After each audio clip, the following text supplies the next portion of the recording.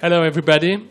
I'm really happy to welcome today Pascal Haeusermann for our interview series on the architecture of the post-war period. Pascal Haeusermann was born in 1936 in Bienne. He studied architecture in Geneva before becoming one of the most experimental exponents of cell and shell constructions from the late 50s to the late 70s in Switzerland and France.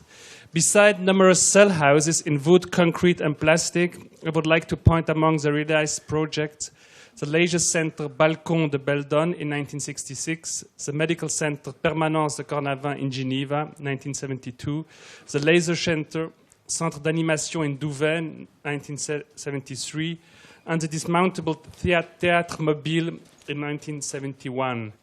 He is also the inventor of a series of prefabricated systems, among them the so-called Domobile.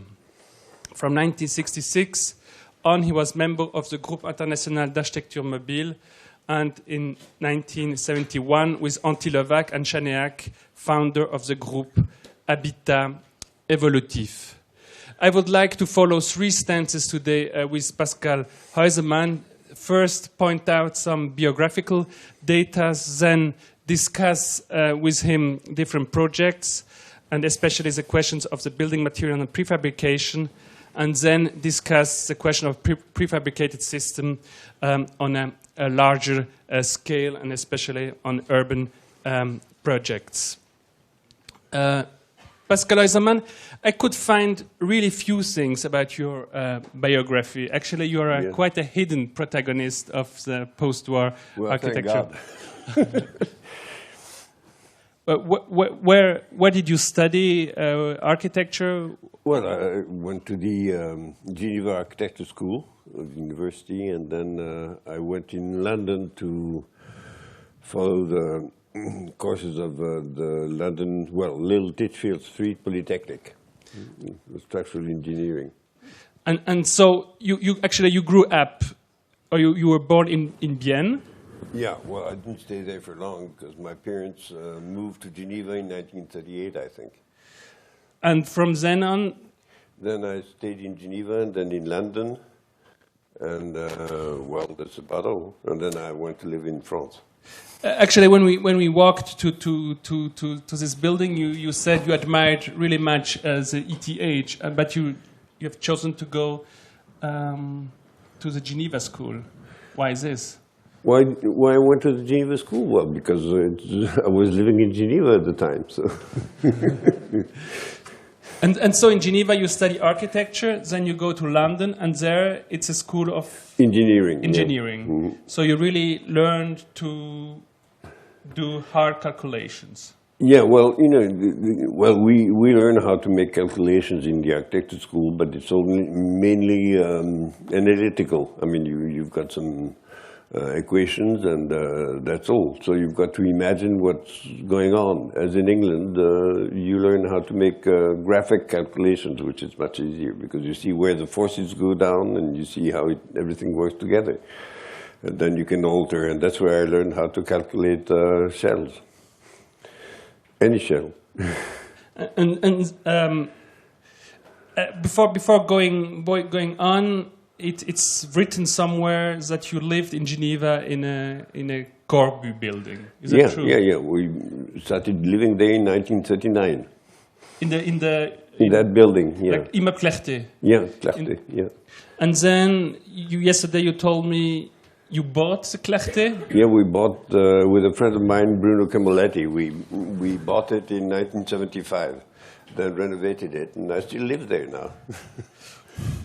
And Geneva, actually, in the 1960s, is a strange place. There is a hard modernist core with Jean-Marc Lamunière, François Maurice, Marc Sauget building the Mont Blanc Center at the time, Adore beginning the huge Unité of Le Lignon, and then you come and design such strange shell project, which is completely the opposite.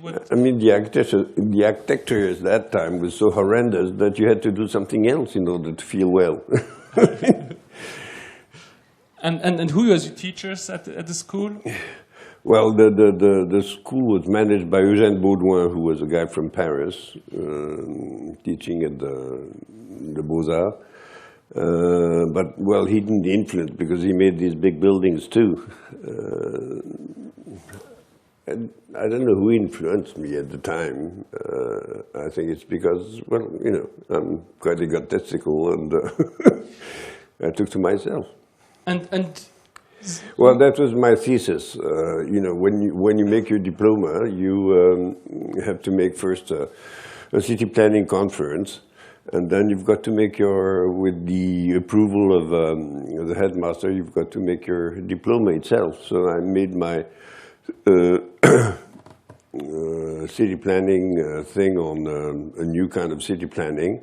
Then when I asked Baudouin whether I could make my diploma on it, he said, no, never, I'm fed up with your bubbles. So I thought it was best to do something which went really fast. And this is the fastest I could do. That diploma was done in 15 days. And so, actually, you begin in, if I understood it well, you begin in Geneva, then you move on to London, and suddenly you get your first commission in 1959. Yeah, well, that's asked from my father. Because, well, when I was studying in London, he told me he had bought a piece of land somewhere in France, and he wanted me to do something about it. So I came back, and I first made a beautiful project with a nice stone building and a wooden roof and everything.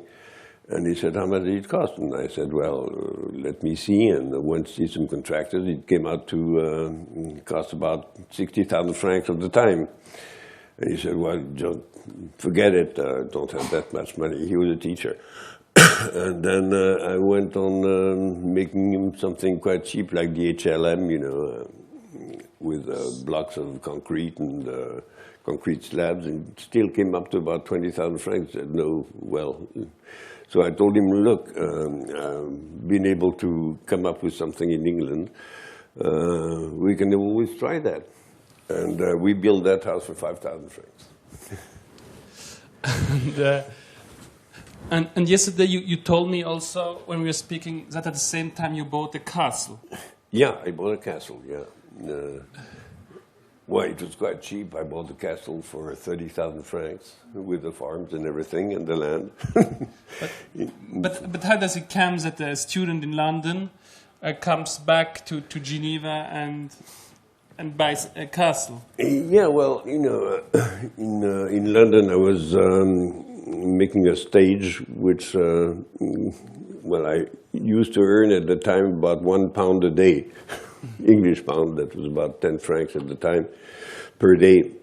And then after finishing that stage, I thought that it could be great to go and wander around.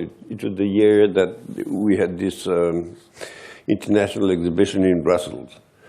And from Brussels, I went long, I went to Holland and then all the north with Denmark and so forth, and I started singing with my guitar in restaurants, and I found out that by singing in a restaurant I earned as much in one evening that I earned in 1 month in an architect's office in London. So actually, in London you worked with Fry. Yeah, well, that was my first stage was with Fry Drudwick and Leston. Yes. Yeah. And then I worked with Norman and Darbad. I'm sorry, maybe. So it's on. It's okay. Okay. Yeah. It's on. Yeah, fine. So you worked there first, and when you went to Denmark and Sweden, it was for singing and not for architecture. You didn't want to see this new empiricism and all stuff like this. No. I want to have fun. Okay. When it was okay. No, it's a strange thing. I'm sorry. It's all right.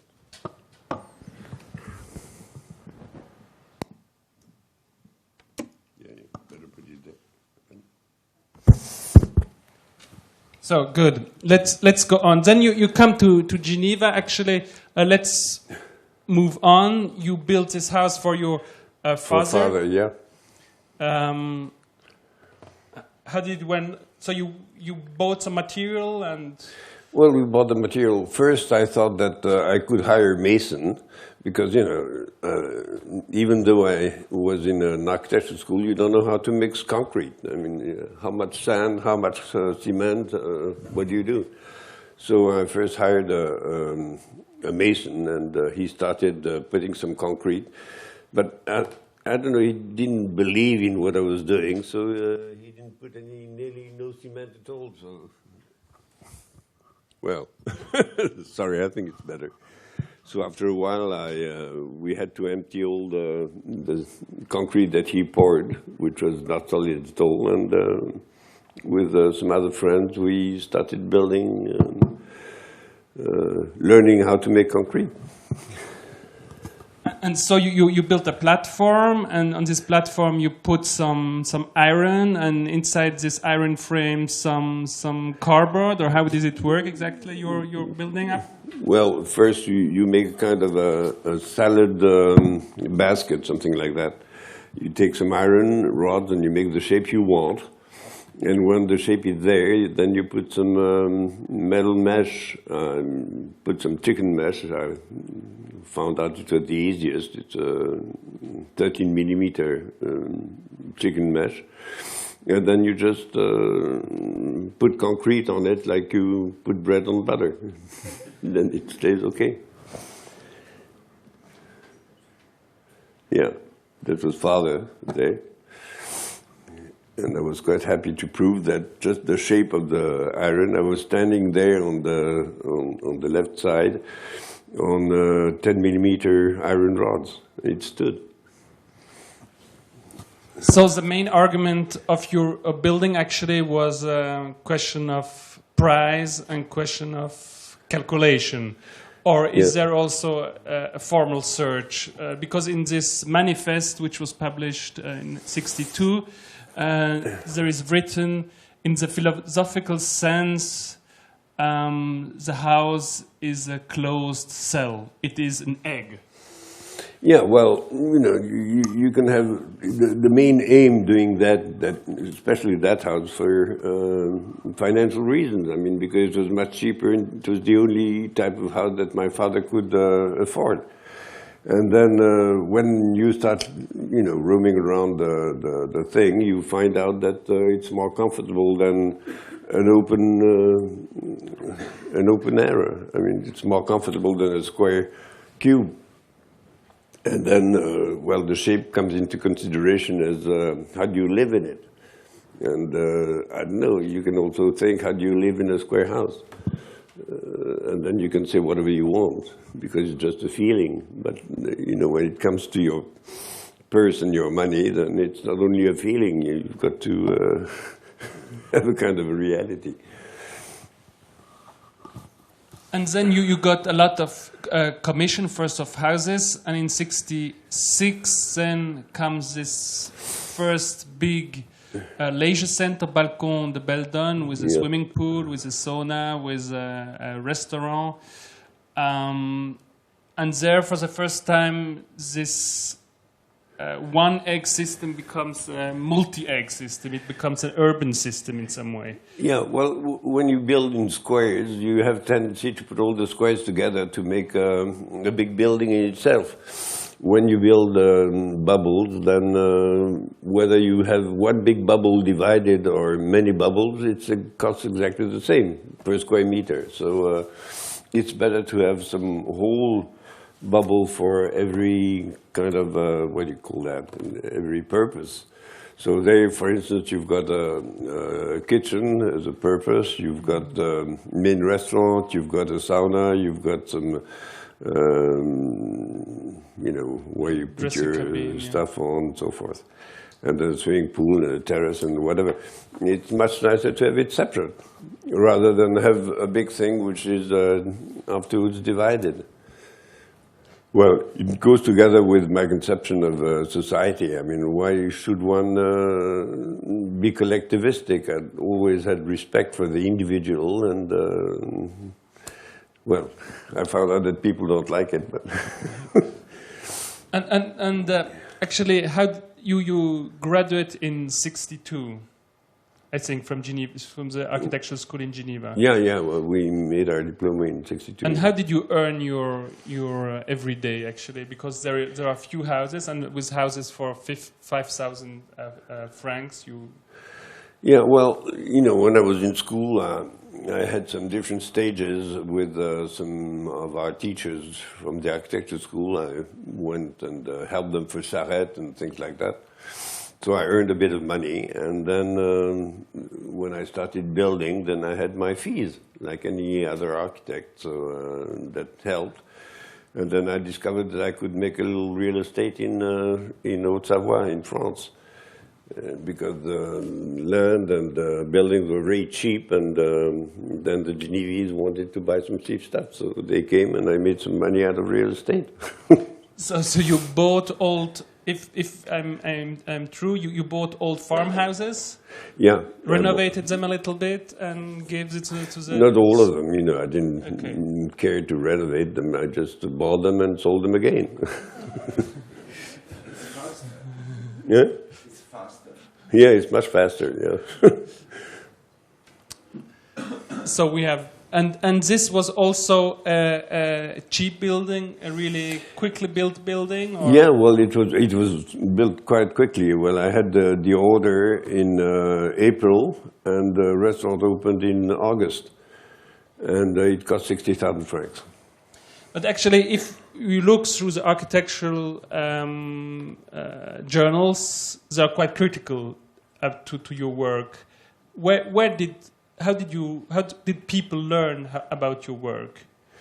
Well, I don't know. I don't care how they learned it. They came and they saw it, and for instance, the Balcon Beldan, people came and they had their food. It was a restaurant, and everybody was happy there.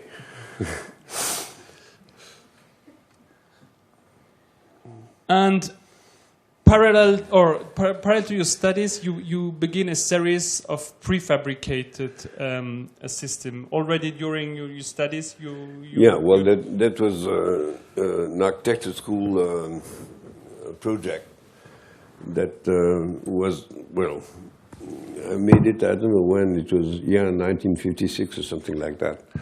And that was in the aim to make some even cheaper buildings, because that you could industrialize it.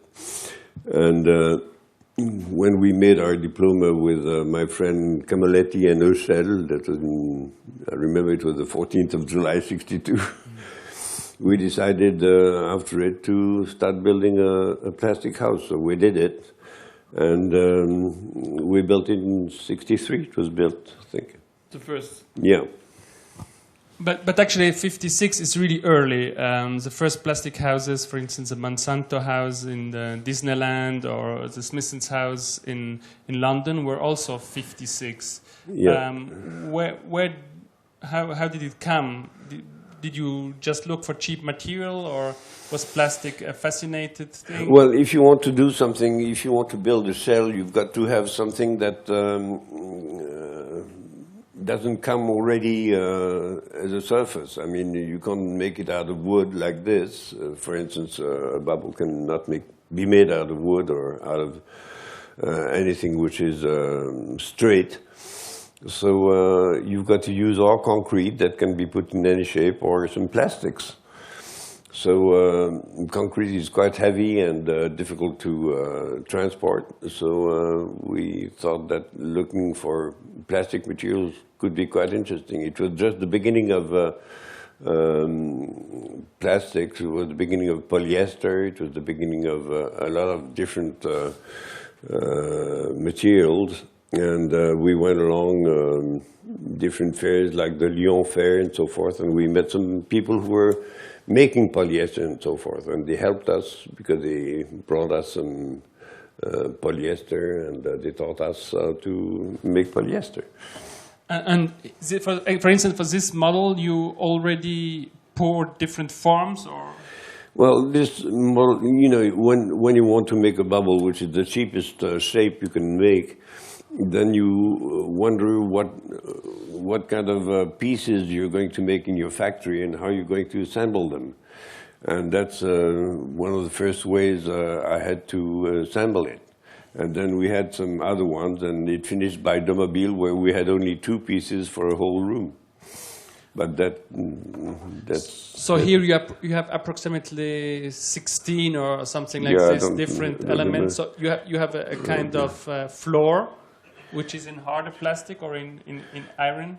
No, it's all, the beam there that you're showing was a sheet of iron. Okay, and then you have this... and the whole plastic thing goes around it. Okay, you have these prefabricated elements with joints and 4 elements for the roof. And from this first house on, you will develop a series of systems here, construction préfabriquée, from 64 with your 2 with my 2 friends, that's what the first prototype we did. We did that in Mainzier, in the chateau that I had bought. And it's plastic also. It's plastic, yeah. Well, that's the most simple thing, which is still used, where you have you've got a mold, and on the mold you've got a first layer of reinforced polyester, and then you spread some polyurethane, and then you've got another layer of reinforced polyester, and that's it. And this is also one of the first habitat evolutif you design, the habitat evolutif didn't come yet. It wasn't coming yet because habitat evolutif is more like city planning, and this was just technical. I mean, wanting to build something cheap and that could be built in a factory. But you already developed system to expand it, like this. This element here, which allowed you to. Which is a bit ridiculous. I mean, that's because when you make a bubble, why should you try to expand the bubble? And that was one of the mistakes we did with Camilletti in that bubble there.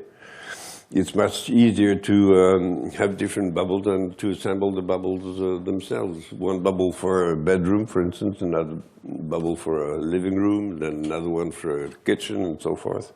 It's more practical than making a big envelope and then dividing it. And I have two more questions. There are these services. They were also sought to be prefabricated. Were these independent elements? That was the very beginning, where we were starting to get out of the square kind of architecture into a bubble architecture. And so there's a big mixture of thought by making a bigger bubble and dividing it, which was, at my point of view, it was a mistake. It's still a mistake now when you want to do that. And so the construction is quite obvious, and then the services, actually water, electricity, and so on. How did it come into these bubbles? Just holes? Well, you know, the thing is, whatever you do, you've got to bring water, and you've got to get rid of the used water that you have. So that can only go through the land you're putting your house on. The only thing is, from the surface of the ground to the bubble itself, you've got a flexible kind of joint instead of having something which is built in like you have here. So for this bubble, or for this kind of urbanism, the system was a layer of infrastructure, and then everybody could just plug in. Yeah, of course. Yeah. Okay, so urban design is in some way infrastructure design. To put it a bit simply. To put it simply, that's it. But I mean, you've got different ways of displaying your infrastructure in the land. Because real estate is interesting in the sense that it's the amount of people that are interested in a certain site which makes the site valuable. So you must not put the viabilities, or whatever you call them, before in order to plan where the people are going to be, you've got to wait till the people are interested in a certain place, and then you've got to bring the water and electricity in the place where people are interested in. And this system was thought to be fabricated in a factory, yeah, and then brought into the site by helicopters by truck. By truck. Okay, really easy. Yeah. Yeah, it's very easy to do transport. I mean, the whole thing is very light because, that's and then cardboard houses. The exact habitation industrialisée which you produce or design with your second wife, Claude, in the 1970s? Well, we were working together at the time. I mean, this was built with students from UP7 in Paris. Paul Memon was the director and asked me to make a stage to kind of teach his students how to build with polyester or different other materials. And these are cardboard houses. They were built mainly in cardboard, and just the outside skin is in polyester. So this shape here is in cardboard? Yeah, that's cardboard. And on it, there are different layers of isolation, plastic? No. You've got, first you make what you call a gabarit, or a kind of, I don't know how you call it. Frame or whatever. And then you bend that cardboard, which comes out from a flat cardboard on top of that frame. Then you've got something which is called diphelite. It's a kind of hexagons made out of cardboard. You put it on top. It makes a kind of 5 centimeter thickness. And then on top of it, you put some glass fiber, and you put some polyester on the glass fiber. And it glues everything together. But you said it was a student project for Paul Memon, who opened UP7, or was director of UP7 as a consequence of in some way, of the destruction of the École des Beaux-Arts. Yeah, well, there was, of course, May 68, and after May 68, there was a kind of big revolution, and instead of having a traditional school which became UP4 that was in Quai Malaquais in Paris, you had a lot of people that were called to be directors of different architecture schools like UP7 and so forth. And so Paul Memon asked you and has asked other people, or? We were quite friendly with Paul Memon, and he asked me to do that, so I did it for him. And you had quite a lot of fun, didn't you? Oh, we had a lot of fun there. Yeah, here I have. So this is the more technical stuff. Yeah. The students. That was carrying one of these cardboard bubbles. You can see it was quite light, these bubbles.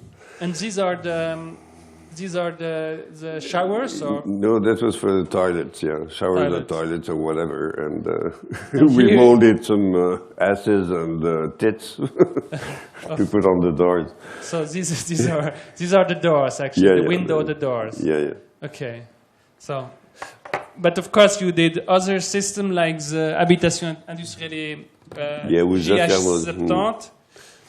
Haeusermann H, and G is? Haeusermann, he was an industrialist in Annecy. Very nice guy. And, we did that prototype together, and after this prototype, there were another 3 that were built in Annecy, and then he had an order for about 200 or something of these bubbles, and he never wanted to build them. He was frightened that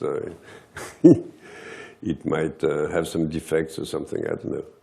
And what did he want to do with this? A whole new quarters? So it was planned actually so this expanding. No, I mean when you put that kind of stuff on the market, you can have it.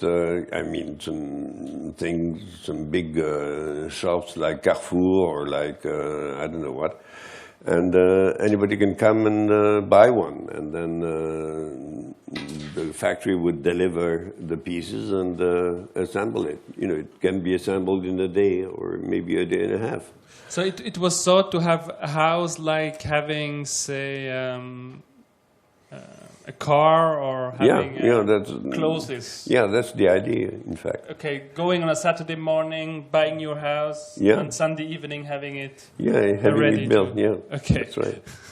And this is a wood house? Or That's a wooden house, Well, it's agglomerated wood, you know, it's... And then different layers against rain, against... No, that was, you know, we had a kind of a structure with... on top of the structure, we put some plywood, and then another layer of plywood with maybe glass fiber in the middle or glass wool, and then on top of it you have a waterproofing material. And here already you have different cells, so for each function you have... you have a different cell. Okay, and here the appliances are just plug in some way. Electrical wires. But the most elaborate is then the domobile. Yeah. And that was well, we came out with that. The Caisse des dépôts et consignations, that's a big bank in France, public one, wanted to see whether that could take the place of HLM, because it was much cheaper than traditional building. So they financed a prototype, where you can see there on the right. And they made a big study. They built that prototype in a place called the Valdière in Paris. And they let it to some people, and they made a psychological study, which came out quite well. But then it came out so late that we had already shut our factory down. And of course, it's all plastic. Is that true? That's all plastic. I mean, that was a kind of, instead of using polyester and polyurethane and so forth, which can burn quite easily, we used some phenolic foam, which made its own skin by itself. I mean, when you inject that phenolic foam, it comes and forms a skin on the sides of the mold. And it goes very fast. So you could make, when we had a little factory in Bolène in southern France, and we could make a bedroom in one day. And unfortunately, the oil crisis came at the same moment. Yeah, well, that was in the 70s, in the late 70s. And then there was this oil crisis, and our raw material, I mean the phenolic foam, that was costing about 2 francs 50 per kilo, went up to 11 francs. So we couldn't go on, I mean, because we couldn't meet the prices that the Caisse des dépôts wanted. So we stopped the factory. And the model was the car factories. Yeah, it was like to be like a car factory. And you went to car factories and looked at the systems, or no. How did you learn how to do this stuff? Well, we had to make it up by ourselves because there was nothing existing at the time. I know there were some experiments which were made in Germany that we went to see, but there were some polyester foam with glass nodules or something like that. And then we thought that it was too complicated and too heavy, and then we started using different kind of techniques. And this technique I found in Lyon, with a kind of firm which was called Briata, and they had a chemist there that came out with the formula of this phenolic foam. And here the system is already more elaborated, as you have for each purpose a bubble, and you have also as a service bubbles. We had bedrooms, living room, kitchen, bathroom, elements of binding elements.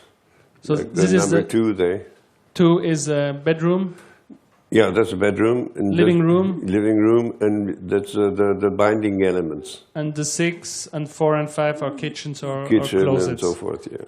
And this system could be developed to an urban design. Yeah, that's right.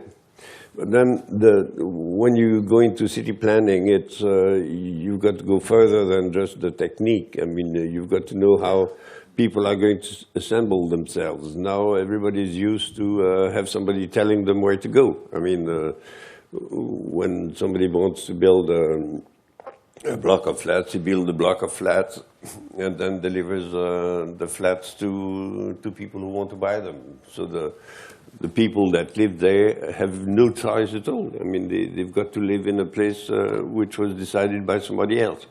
As there, the aim was to give the freedom to everybody to buy the type of house they wanted to. Like when you want to buy a car, you can choose the type of car. You can buy your Rolls as well as a 2-horsepower Citroën, for instance, and put it wherever you like. So it's a whole different kind of approach to city planning, where you don't do something where that you impose on the people. The people come and do whatever they want, and you've got to make a kind of a rule of game, a game rule, I don't know what, so that to keep some harmony in the installation of the bubbles. You just pointed out this question of play and rule and this question of plugins. And yesterday you told me the contact to the English scene, to people like Archigram or to Cedric Price or in Germany to... Yeah, well, all these people had about the same aim at the time. That was what started before the 68, and after 68, I mean, it was taken up by collectivistic ideas. So it was a parallel developing without so much contact between the different... We didn't have any contact, but I mean, the only contact we had were through the newspapers and reviews and got all the, magazines. So you knew what... We knew what they were doing, like Archigram and Peter Cook and all these. And they knew what we were doing also, but we never had real contact together. And the historian Michel Ragon, puts you always together with this other English guy, Quarmby, who developed cells for the British Railways. Yeah, well, Michel Ragon was, he's a writer, and he used to make some articles and so forth, so that was his, the way of earning his life. So he said whatever interested the people who were going to read him. So Michel Ragon was a storyteller in some way. Here, this project is with a guy named Patrick Lemerly. Patrick Lemerly, yeah, he's a Britain guy who was a decorator, and he was drawing beautiful drawings. He drew this. The drawing is by him? Yeah, it's by him, the drawing. Well, we worked a bit together because he was decorating the structures I was making. So he was responsible for the inside and for the drawings? Yeah. Quickly, for a last question, here so the architect in some ways responsible for the frame, for the decks, and then the people can choose where they want to put their bubble. Yeah, that's right. And so the system you develop is a system of free assembling of different cells. I mean, you've got some bubbles, and beside that you've got some prefabricated connecting devices like passages and so forth, and you can see that you can put them together like that. And the way to build a staircase or whatever. And then this, instead of just planning something on 2 dimensions, you can plan it on 3 dimensions. Where you don't plan it, I mean, the people assemble the way they want. But you have different grapes around a central core. Is it right, or is it an impression? No, well, you know, this was done when I was in the architecture school, so the idea was slowly developing at the time. So, of course, the easiest way is to build a staircase and put your bubbles around the staircase. But I mean, like the previous picture, which was drawn by Patrick Lemerdy, yeah, you see the passages and so forth. You don't depend essentially on a central staircase, but you can have different staircases and passageways connecting the staircases where you can put your bubbles. And the idea is that you could also change. If you want to move your bubble, you can change it. You can move it. And if you want to change your deck, you can move it. Yeah, that's right. Okay. Well, we made an experiment that's something we didn't talk about. There were some people at a certain time some German people who bought some land, very cheap land in France, and made some camping or caravan things. And they came to see me and they said, well, our camping is full, what do we do? So we thought, well, why not put a second floor? So to put a second floor, we bought some electric poles, you know, the EDF poles. And we were able to set different floors of caravan. Instead of having caravan on the floor, on the ground, we put them on the first floor and then on the second floor. But in order to put them on the first floor and second floor, we had to have the authorization of the people living on the ground floor. And that made a very interesting kind of interaction between the people living there. But at the same time, you are, if I understood it well yesterday, you are planning these bubbles, you are building these bubbles, a really cheap construction. At the same time, you buy a whole neighborhood in Geneva, and you make that's afterwards. It's afterwards. Yeah, because very, very quickly after May '68, I was no more politically correct, so nobody wanted to give me any authorization. For instance, when we made that factory in Belen in southern France, we had orders for hotels. We were selling hotel rooms for 5,500 francs, which was quite cheap, but nobody ever gave us any authorization to build them. So what do you do when you don't have any authorization to build? And then I had the possibility of buying Clarté with my friend Camaletti. So we abandoned architecture for a while and we renovated Clarté. And then in front of Clarté there was a very nice quarter. That's where I spent my youth.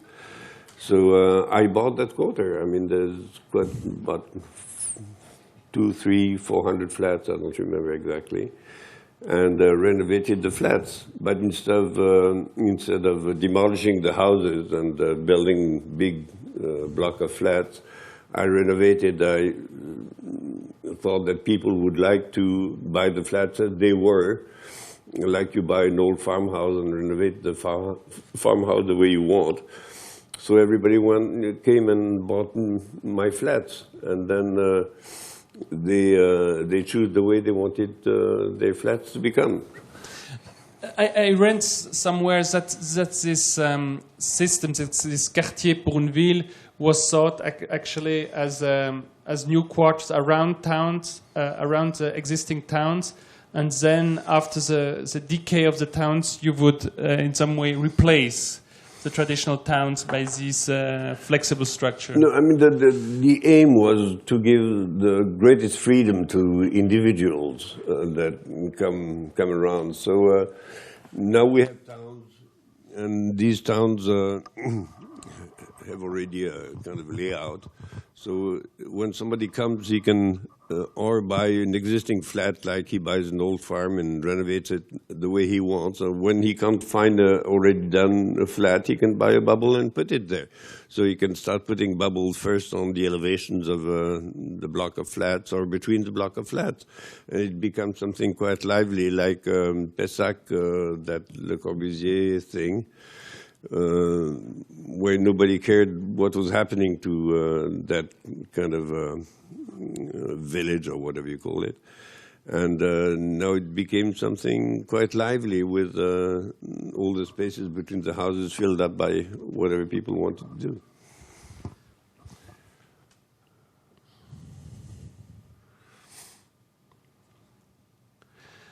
But you were, of course, not completely alone. In France, especially, there were many other people. Like you already spoke about Memon, the inventor of the designer of these towers.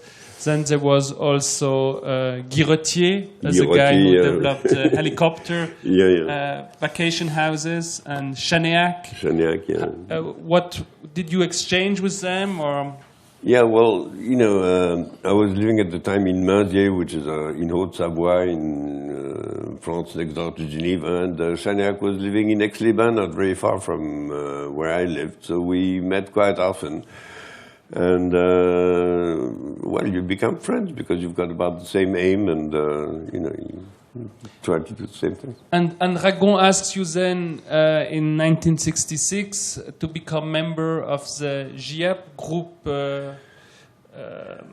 Yeah, well, the GIAP, the Groupe International d'Architecture Prospective. Yeah, that's, well, Michel Ragon, well, he was earning his life with books on this kind of architecture because people were very curious about what it was all about. So he organized, wrote books, Où vivrons-nous demain, and so forth. And then he organized some conferences at the Louvre in Paris, and he organized quite a number of things. And automatically it became quite well known because he was advertising it. And that's how the group, the GIAP, came to be born. To be boring? No, be born. Be born. Good, good. And but in some way it was not your complete cup of tea, I would say. And then you found it 5 years later, the Habitat Evolutif. Yeah. And the first manifestation, if I'm right, was this. No, that's the parrot bubble was it was the idea of Chanéac, and this one was built by Marcel Lachat, who was a student who came and worked with me for a couple of years, and he did that with what I taught him how to make plastic bubbles, and we put it up on the thing. But I mean, the main idea is from Chanéac. And then the whole idea is to try to see how to make not an association, but how to make a group of people living the most freely possible, not like the way that we live today with regulations and God knows what. But to be able to do whatever you want without bothering your neighbor. And that's how Habitat Evolutif came to exist. Kind of an association where everybody was free. So the basics, the real basis of Habitat Evolutif was a kind of association where you belonged to the association when you participated in their activity. And as soon as you didn't participate anymore, you were no more part of the association. And now to come back to this cellule parasite, Lachat was living in a too small flat. Yeah, yeah. That was in France? No, in Geneva. That was in Geneva, yeah. Geneva. Grand Saconnet. And Grand Saconnet. And so he wanted a bigger flat. No, well, I mean, you know, it's always very difficult to get a flat in Geneva because there's always a shortage of flats. So he was in a flat with his wife, and then his wife became pregnant. He said, well, I need an extra room for my daughter. So he built that. And what happened? Actually, it was done on the 11th of December, 1970. Actually, the 12th of December is the Escalade, where the French tried to come to Geneva in 1602. 1602, yeah. So in some ways, this is also an escalade. Yeah, well, it was brought up. and actually it brought up, and then in the morning of the 12th, well, no, what happened exactly? No, well, we put it up, set it in the window there, and then, of course, the police came. And he said, "You want us to take it down?" He said, "No, you can keep it there. We just came to see whether it was safe." So we went inside and jumped in, and he saw it was safe, so we kept it. And then afterwards, well, the block of flats belonged to an insurance company, I don't remember which. And they started talks with Marcel Lachat, and Marcel Lachat said, "Well, I'll take it down if you give me a flat, a bigger flat for the same price." And they had to give him another flat, which they did. Then he took it down. And then he's let the bubble to different shops that exposed them. And then he put it in his father's garden. And I think it was a couple of years ago, the mairie of Grand Saconnet made a festival, and they hung the bubble on the mairie. So it became institutionalized. Yeah. You had quite difficulties with the Genevan authorities. Actually, you never built something legal in Geneva. Is that true? Any authority. Any authority. But you also built the Permanence de Cornavin, which is a clinic. It's a clinic, but without authorization. So it's a clinic. It's between two blocks of flats. Yeah. Blocks of flats, and it's une soucoupe volante. Yeah, that's it. And you just built it. How did it? Actually, Genevan are quite. We in Switzerland were quite correct in some way with laws. Yeah, well, at the time I was living in France, and I was asked by this doctor who owned the 2 blocks of flats to build that, and so we asked a guy from Geneva, an architect, and to ask the authorization and everything. And he went, and the government, well, the Genevese state said, "We're not going to give you any authorization, but if you want to build it at your risk, build it. But then if we want to demolish it, we won't give you anything against it."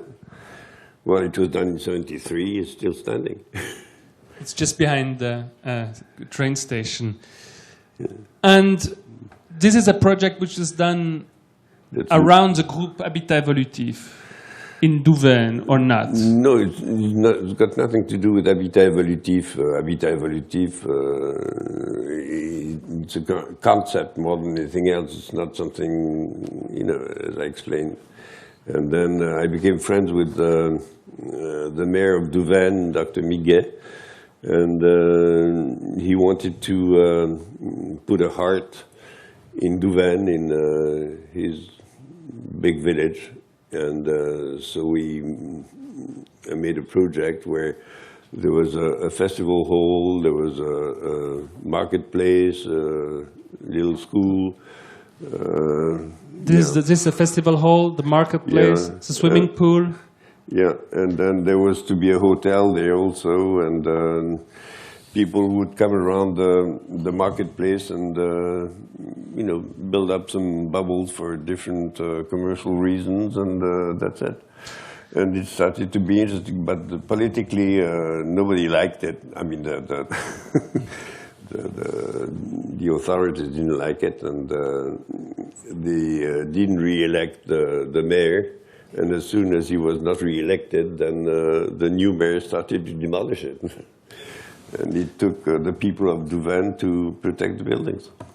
And here also the concept of domobile is brought in for the merchants. Yeah, for anybody. First, the domobile were meant for the hotel, and then for the merchants who wanted to do something. So they could in some way buy some materials and then bring it together, build it together. Yeah, just put it there, stick it to the marketplace. So it's around, if this is the festival hall, is that true? Yeah, that's the festival hall, and then in front on the left you get the beginning of the marketplace. And these are the domobile? Yeah, these are domobile. That was to be the beginning of the hotel and the restaurant of the hotel.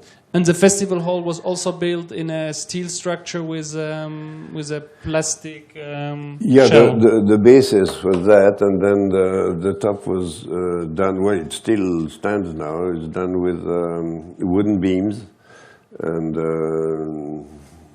wooden covering with metal mesh on top. I mean, metal plate. And perhaps the most radical expression of your ideas, I think, is at Théâtre Mobile. Yeah. Where the question of movement is really at the base of the concept, because you have to move everything and rebuild and destroy and rebuild and destroy. Yeah, well, it's that's what I mean. The guy who ordered this theater for himself thought that he couldn't stay too long in the same place and get people to be bored. So he wanted something to be moved around. He didn't know exactly where to put it, so we built the whole thing in Tonon-les-Bains, which is very close to the lake of Geneva. And the first construction was meant to be able to float on the lake, so that it could be floated from Geneva to Lausanne to the other side of the lake, go around it.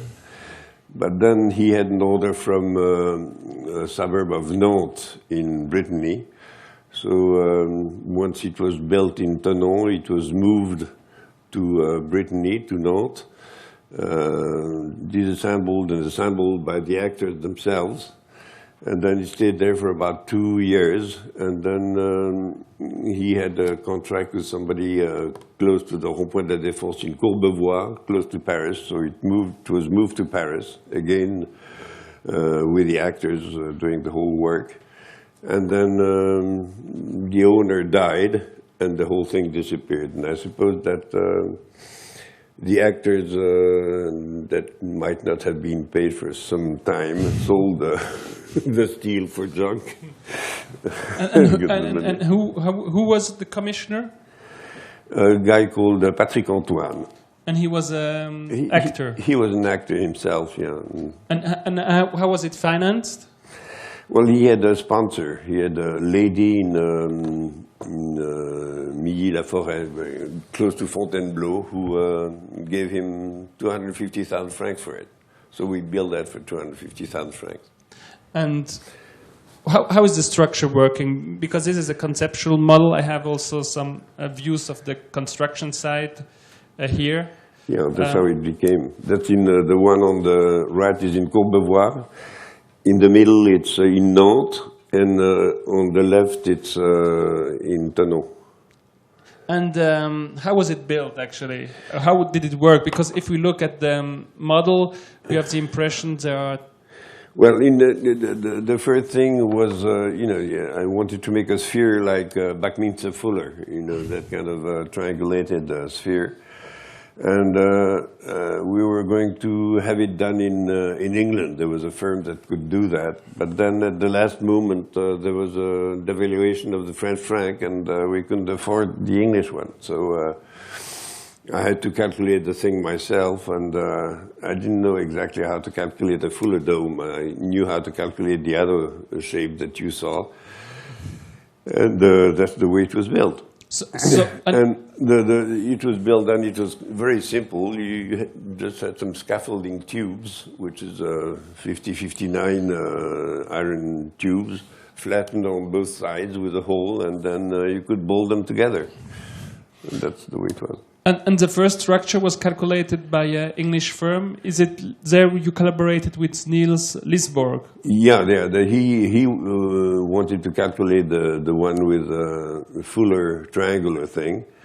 Yeah, that one. And then as we couldn't afford it, I had to calculate it myself. So I calculated the other shape. And in this scheme, you told me yesterday it's an intermediate scheme. So you have in the center a kind of total theater. Is that right? Yeah. Well, I don't know. That was the first sketch, and then there was the theater itself. The theater was meant to be what one called at the time a total theater, which is the idea of Polierie. I don't know if you've heard of Polierie, where you've got a volume where you can put the spectators and the actors in whatever place you want, and all around that space you've got a space where you can put, whatever decoration you want or whatever machinery you need and so forth. So you had two different layers. One for the theater, and then in between the outside shell and the inside shell, you had a technical space. Yeah, that's it. And then the other sphere there was for the bar and restaurant and lodges and so forth. And the Tedmobile was then sold 73. It disappeared 73. It disappeared. As I said, I suppose that the actors sold the metal for trash. And you disappear also sometimes in the 70s. You don't build so much anymore in Europe, and no. Well, in the I didn't get any authorization to build. So the last thing I built was the Duvan Center in 73, 74, something like that. And then, having nothing else to do, there was only real estate. I was a bit used to make some real estate, and that's the time when I bought Clarté with my friend.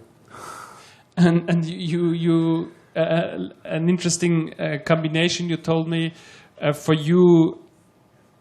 You said in some way you were an anarchist. Yeah, you were an anarchist. Completely, yeah. So building these really cheap cells yeah. and making a lot of money with real estate was in some ways the same. Yeah, I made some money with it because there was quite a lot of real estate. But I mean, my real estate was cheaper than any other real estate in Geneva. I would like now to open the discussion, actually, to ask you if you have some more question to Pascal Haeusermann. It's the moment to ask them. Then he will be again in India, where he's living now most time of the year. Did you have any contact with Did you have any contact with Jan Elshine? Jan Elshine, yeah, in the beginning. That was in the early 60s.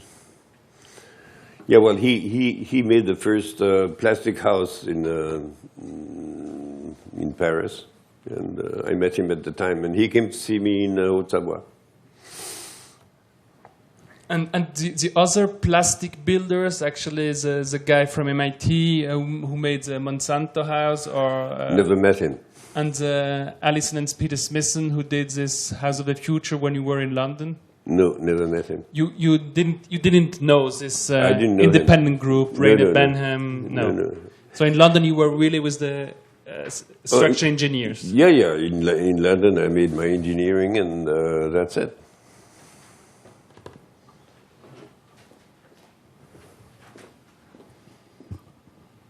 Kind of a technical question.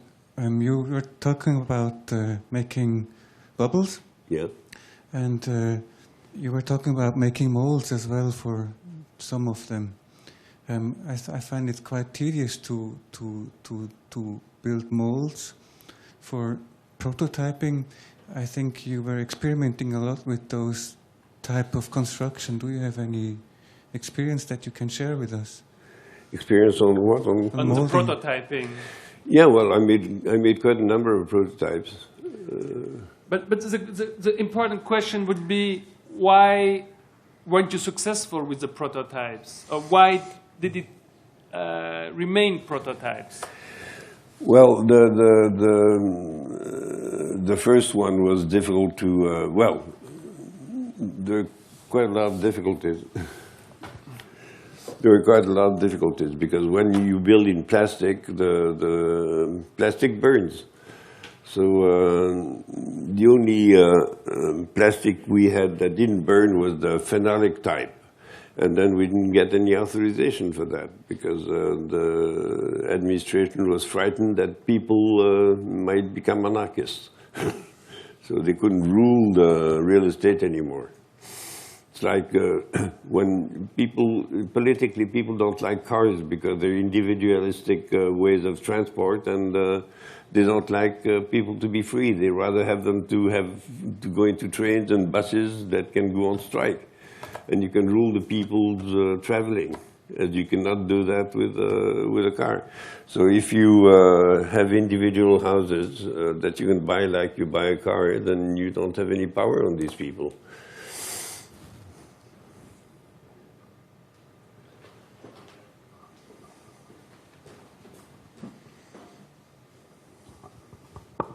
But there are also certain types of cars. You can't have every car, so nowadays you also can choose your own apartment. It's not like you have to live in this apartment. I didn't quite get you. Yeah, you've got different type of cars that can have different type of bowl. I mean, Yeah, but there are also different types of apartments. It's not like...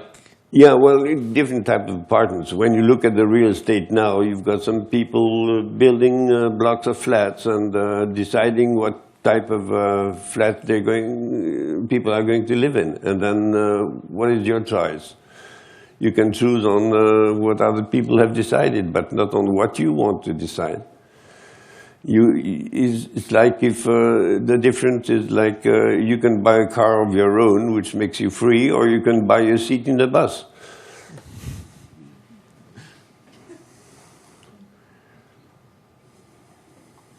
Yes. Won't you have get bored if your houses were gone in production? If I get bored in my house?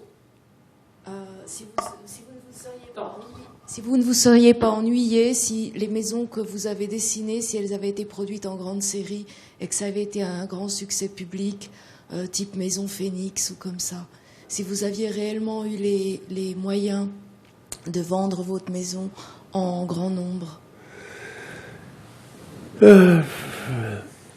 Well, you're asking a kind of funny question. I mean, my aim was not to make a big series in order to make a lot of money. My aim was to have fun. My aim has always been to have fun. And the people that made the first cars, like Mr. Renault or Mr. Peugeot and so forth, I don't think his aim was to make money right away. His aim was to make cars available for everybody, like Ford with his Model T. So you don't get bored. You just want to go on having fun and inventing some new stuff. A new game or whatever you like to call it.